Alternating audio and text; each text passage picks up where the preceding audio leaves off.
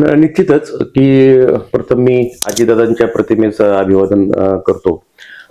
अजितदादा हे एकटेच लढत होते आणि ते ह्या पिंपरी चिंचवड शहराच्या महानगरपालिकेच्या राजकारणापासून म्हणा किंवा त्यांचा जो अंकुश होता त्यापासून दूर गेल्यानंतर हे सर्व कांड झालेले आहेत. प्रचंड म्हणजे मला एक समजत नाही, आता जवळजवळ मला असं वाटतं की हे 2 बजेट जे होणार आहेत ते बिल देण्यातच जातील.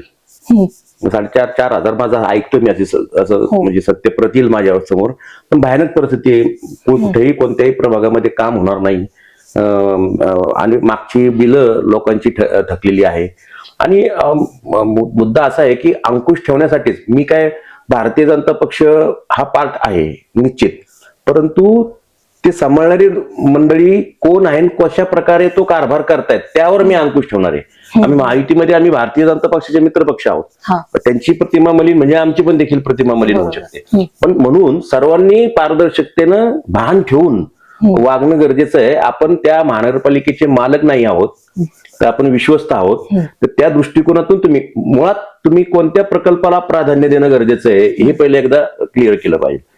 तुम्ही मूलभूत ज्या गरजा आहेत त्या बाजूला ठेवून मोठमोठे प्रकल्प करायचे. किती हॉस्पिटल तुम्ही बांधणार आहेत अजून? पुणे महानगरपालिकेची लोकसंख्या ना आपली लोकसंख्या, पुणे महानगरपालिकेत किती विभागीय हॉस्पिटल्स आहेत आणि आपल्याकडे किती आहे याचं मूल्यमापन करणं गरजेचं आहे. तुम्हाला नेमकी आवश्यकता कोणती आहे, प्राधान्य कोणत्या गोष्टीला देणं गरजेचं आहे. जर ते चुकीचं काम करत असेल तर निश्चित मी टीका करणार आणि रास्त टीका करणार, म्हणजे प्रसिद्धी मिळवण्यासाठी टीका नाही करणार.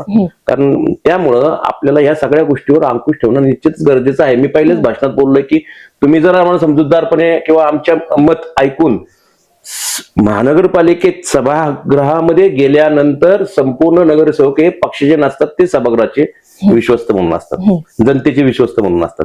त्याचं भान ठेवून जर काम केलं तर काम करायला सोपं जाईल.